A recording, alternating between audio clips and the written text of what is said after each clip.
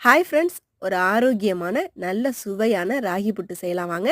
ஒரு பாத்திரத்தில் ஒரு கப் அளவுக்கு ராகி மாவு, அரை டீஸ்பூன் உப்பு, அரை டீஸ்பூன் ஏலக்காய் சேர்த்து நல்லா கலந்து விட்டுட்டு கொஞ்சம் கொஞ்சமாக தண்ணியை சேர்த்து மாவை நல்லா உதிரி உதிரியாக கலந்து எடுத்துக்கலாம்.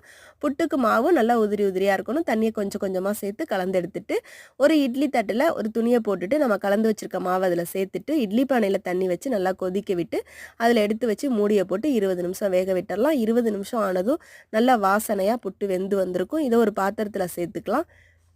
ஒரு பாத்திரத்தில் சேர்த்துட்டு அரை கப் அளவுக்கு வேர்க்கடலையை நல்லா வறுத்துட்டு தோல் உரித்து எடுத்து வச்சுருக்கேன். அதை மிக்சி ஜாரில் சேர்த்து அரைச்சி எடுத்துகிட்டு வந்துடலாம். அரைச்சி எடுத்துகிட்டு வந்தாச்சு.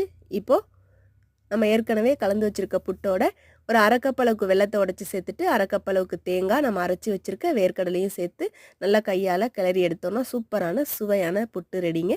இந்த வீடியோ உங்களுக்கு பிடிச்சிருந்தா லைக் பண்ணுங்கள். நன்றி, வணக்கம்.